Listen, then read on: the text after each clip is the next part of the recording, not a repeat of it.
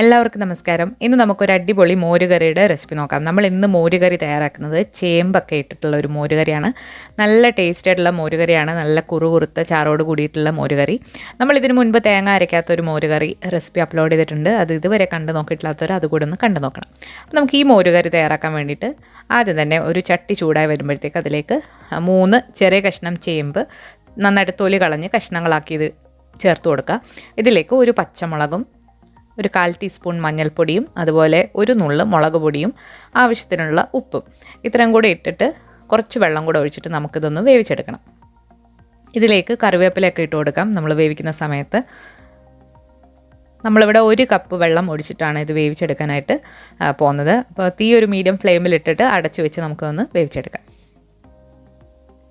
അതവിടെ വേവുന്ന സമയം കൊണ്ട് നമുക്കിതിലേക്ക് വേണ്ടിയിട്ടുള്ള അരപ്പ് തയ്യാറാക്കാം. അരപ്പിന് വേണ്ടിയിട്ട് ഒരു 1/4 മുറി തേങ്ങ എടുത്തിട്ടുണ്ട്. അതുപോലെ തന്നെ ഒരു എരിവുള്ള പച്ചമുളകും 1/4 ടീസ്പൂൺ ചെറിയ ജീരകം കൂടെ ഇട്ട് കൊടുത്തിട്ടുണ്ട്.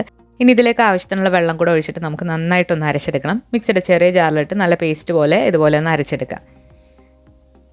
ഈ സമയം കൊണ്ട് ചേമ്പൊക്കെ നന്നായിട്ട് വെന്ത് വന്നിട്ടുണ്ട്.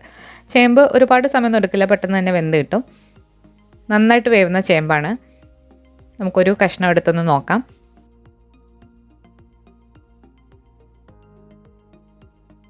ചേമ്പ് നന്നായിട്ട് വെന്ത് വന്നിട്ടുണ്ട്. നമുക്കിനി ഇതിലേക്ക് അരപ്പ് ചേർക്കാം.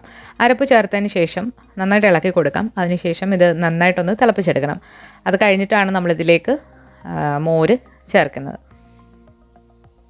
അരപ്പരയ്ക്കുമ്പോൾ നന്നായിട്ട് തന്നെ അരയ്ക്കാനായിട്ട് ശ്രദ്ധിക്കുക. അപ്പോഴാണ് കറിയുമായിട്ട് നന്നായിട്ട് അത് മിക്സായി കിട്ടുന്നത്. ആ പാത്രം കഴുകി കുറച്ച് വെള്ളം കൂടെ നമ്മളിതിലേക്ക് ഒഴിച്ചു കൊടുത്തിട്ടുണ്ട്.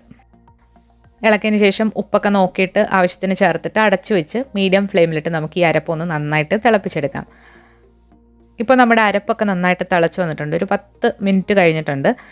അരപ്പിൻ്റെ പച്ചമണമൊക്കെ മാറി വന്നിട്ടുണ്ട്. അതുപോലെ ഈ ചേമ്പ് തവി വെച്ച് ഉടച്ചു കൊടുക്കേണ്ട ആവശ്യമില്ല.